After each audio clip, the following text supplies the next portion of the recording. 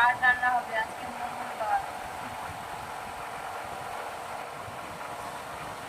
মঙ্গলবার ছাড় কে খায়? আমরা খাই। শুধু ছাড় দেখাচ্ছ?